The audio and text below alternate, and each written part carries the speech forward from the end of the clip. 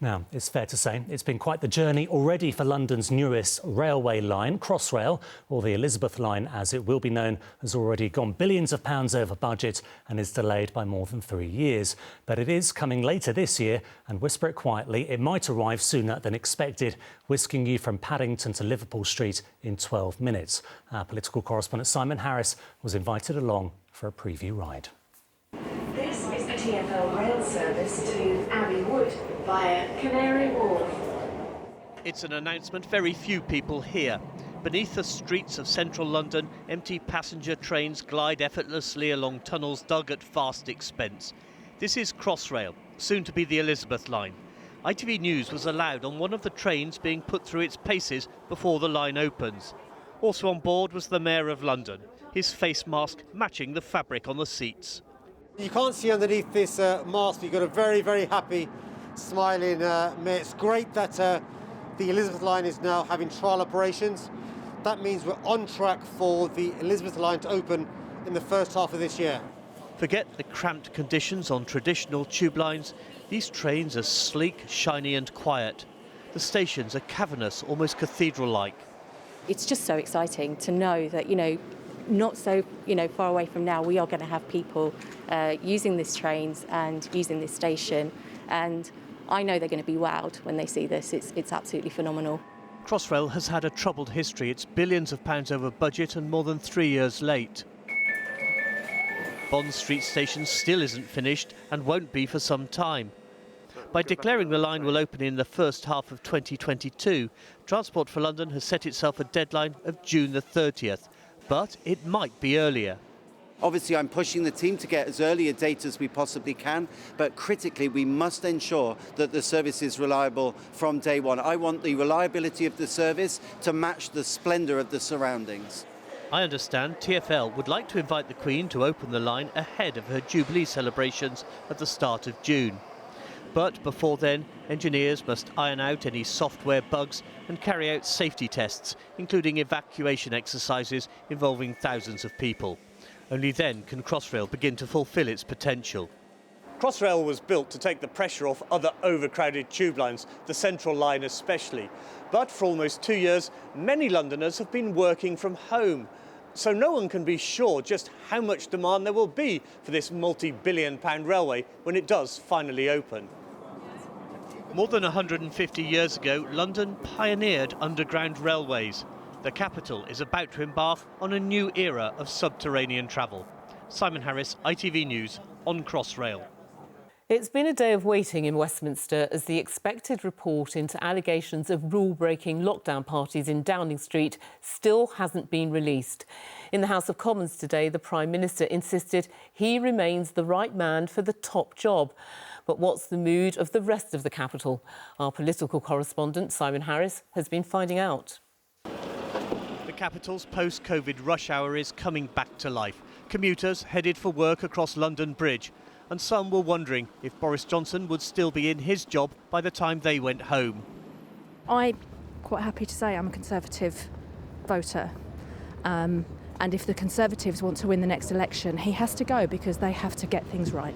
I think it's a bit of a non-issue. I think we were all trying to make the most of a difficult time, personally, so I have some sympathy for all of it. Well, everyone was stuck in lockdown, and we're all toeing the party line. None of the Tories were, and I'm a staunch Tory, so I don't think there's any option for him to go.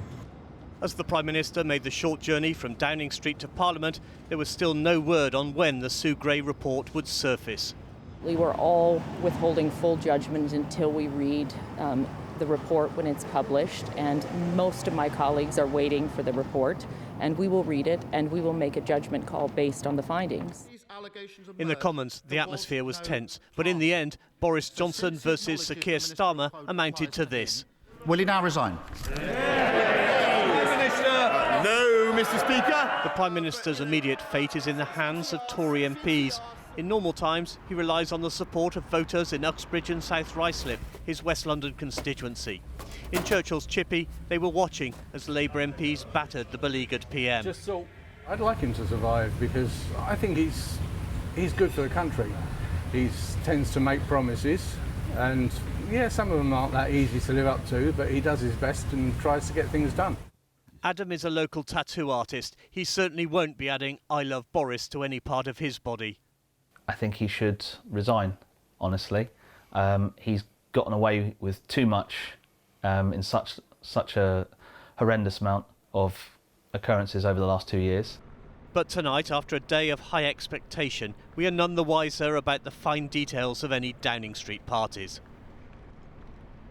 As far as we know, the Prime Minister still hasn't seen that long-awaited report by the senior civil servant Sue Gray. Westminster's been on tenterhooks all day, expecting it to be published at any moment. What we do know is that the House of Commons has adjourned for the evening, so there's no chance of the Prime Minister coming to Parliament to make a statement about the report, something he's promised to do, or at least as soon as he's seen the report and his team have had time to digest it. As to why it's being held up, we can only speculate. A short time ago, we spoke to a Boris Johnson loyalist, the Romford MP, Andrew Rossendale. I haven't read the report, I haven't seen the report, let's see what it says, but unless it's something completely unexpected and something totally new, which we're not expecting, then I don't see why we should throw a Prime Minister out of number 10 Downing Street. That's happened too often in recent years. I want stability in this country and leadership. So will we see the report tomorrow? I'm afraid, Ronke, we're going to have to file that one under don't know, along with other unknowns like just how many Tory MPs have sent in letters of no confidence. Is it anywhere near the tipping point?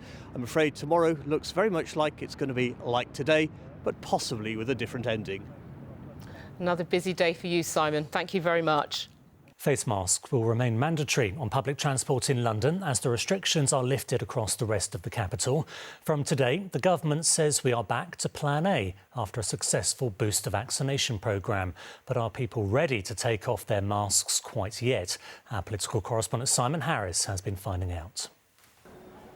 For the first time in almost 7 weeks, shoppers had a choice. Compulsory face coverings are no more. Like lockdown, Plan B is now history and it's back to Plan A. We've gone from a period where we've had closures, where we've been staying open just for essential retail. We've had reopening where we've been enforcing mask wearing throughout the malls. And now we're moving into a stage where the choice is down to the individual as to what they feel comfortable with. At the giant Westfield Mall in Shepherd's Bush, some took advantage of the new rules, others opted for caution. Why am I still wearing one? Because I think it's just better to be responsible. The virus is still out there, so I prefer to protect myself and I'll carry on wearing it. I think I'm going to still wear it when I'm in a group of people, so maybe I'll lift. But other than that, I'm all right. In the supermarket, in the big shop, I would like to be free. Plan A means anyone who tests positive for COVID must self-isolate for 10 days. But that can end after 5 days with 2 negative tests. The government also suggested face masks should be worn in crowded places. Confusingly, for Londoners who travel on public transport, there are different rules on different trains. On some, like the Tube, masks are mandatory. On others, they're optional. London's Labour Mayor has chosen to adopt a different approach to ministers.